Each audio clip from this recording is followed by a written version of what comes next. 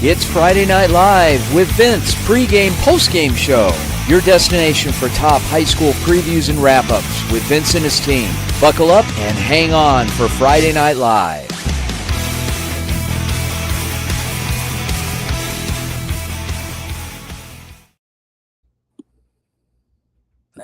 Hello, everybody, and welcome to Friday Night Live, presented by the Varsity Sports Show.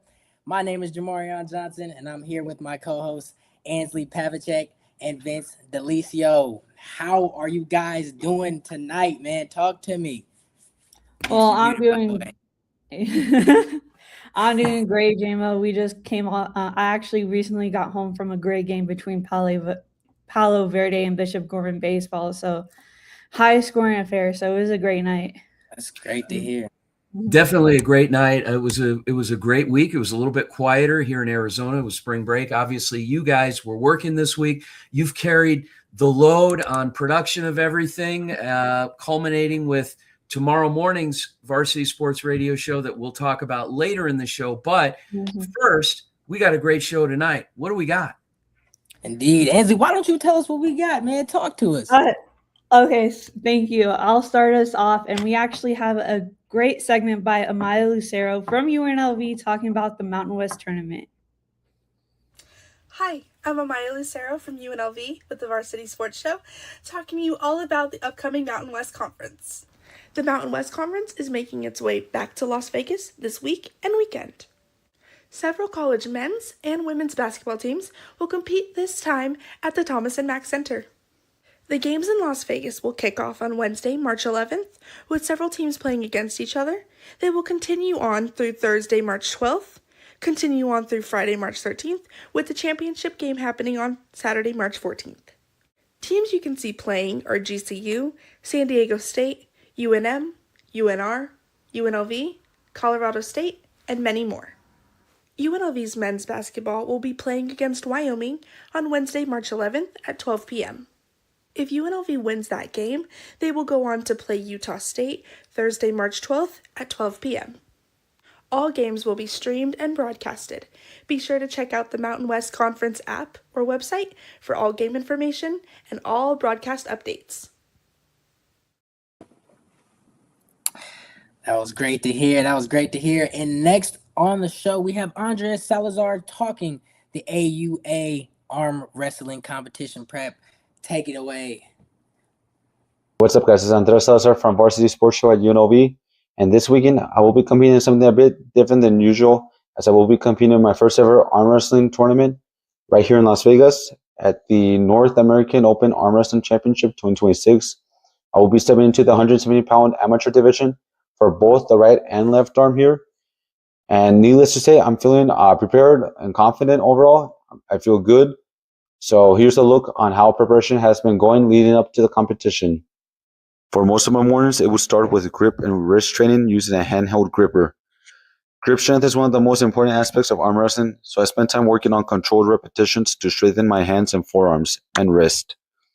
That kind of training helps develop the ability to maintain control at the table and resist the pressure during a match. I try to mix it up and move the handheld gripper in different positions to strengthen my forearms. And after that, the focus shifts to the gym, where I start with arm and wrist stretches to warm up the muscles and joints. Stretching the forearms, wrists, and elbows is important because arm wrestling puts a lot of stress on those areas. And staying loose helps prevent injury while also improving flexibility and control.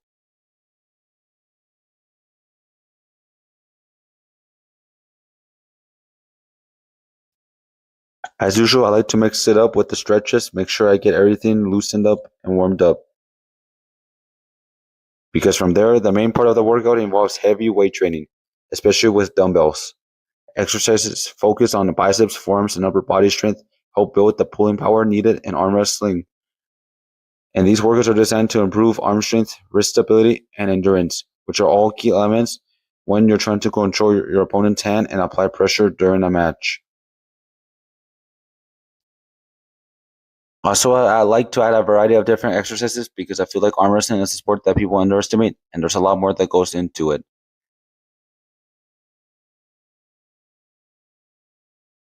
Such as doing pull-ups, because posts really help with the form and arms overall.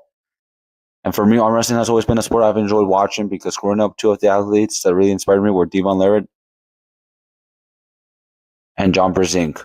Because watching their matches over the years and seeing the level of technique, strength, and strategy they bring to the table made me appreciate how competitive the sport really is. All the preparation seems to be done now. Now it's time to see how it translates at the table at my first ever arm wrestling competition. We'll see how it plays out. Catch you guys on the next one.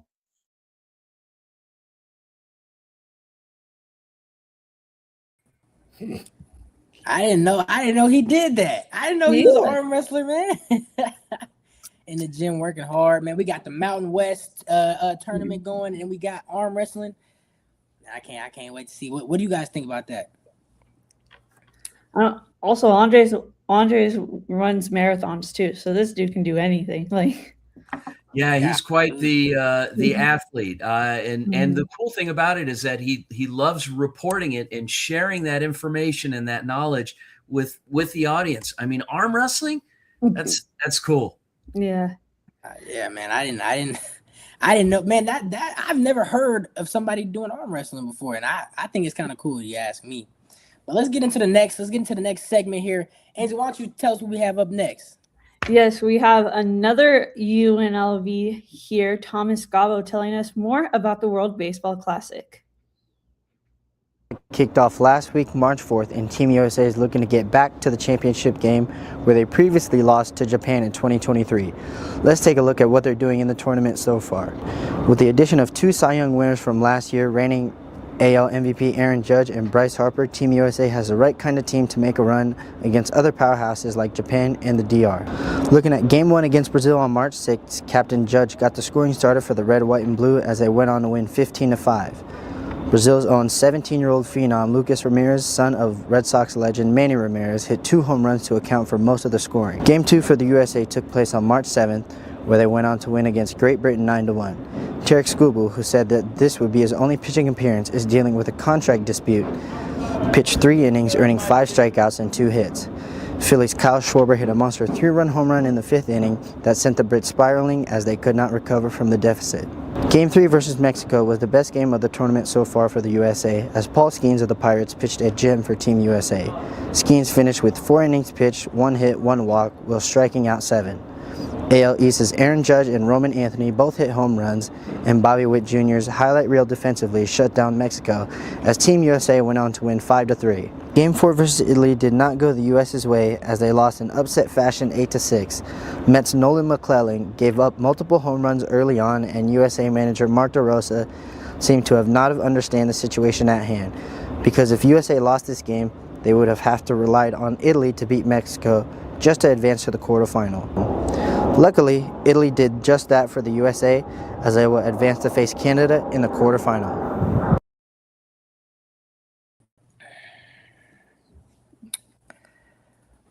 I'll tell you guys, I've been following the Classic, man, and it's been interesting. I've been seeing the Dominican Republic do their thing, the U.S.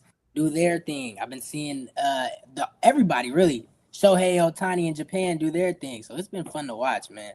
Yeah, definitely, JMO. Speaking of that, actually the U.S. did beat Canada today at the quarterfinals, so they're going to be facing the Dominican Republic. So that's going to be a fun matchup to watch too. Indeed. Mm-hmm. Talk to us, Vince. Have you been keeping track with the World Baseball Classic? You know, I got so involved with going through all of the Olympic stuff and now spring training out here in Arizona that I completely forgot that there was a World Baseball Classic going on. But since you bring that up, exciting stuff, and the weather is starting to heat up, so it is perfect weather for baseball. Just make sure you hydrate. What's going on tomorrow morning? Well, of course, tomorrow morning is our radio show with Varsity Sports. It's on KDUS AM 160, always been on Saturday from 10 to 11 a.m. We have a bunch of guests. Obviously, this week has been heavy on UNLV, so you'll hear all of us tomorrow telling all about you guys on our topics. and also with influencer Dominic Naughty, who will be joining our in-person guest, Craig Baker. So it's going to be a fun one tomorrow. Indeed. Nice job. Take us out. Great job, you guys.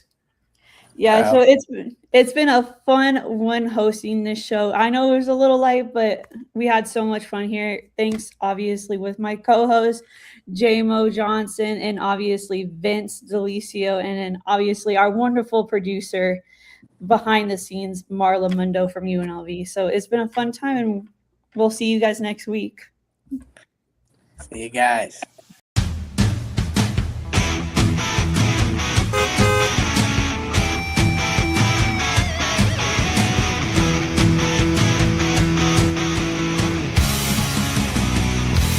It's Friday Night Live with Vince pregame, postgame show. Your destination for top high school previews and wrap-ups with Vince and his team. Buckle up and hang on for Friday Night Live.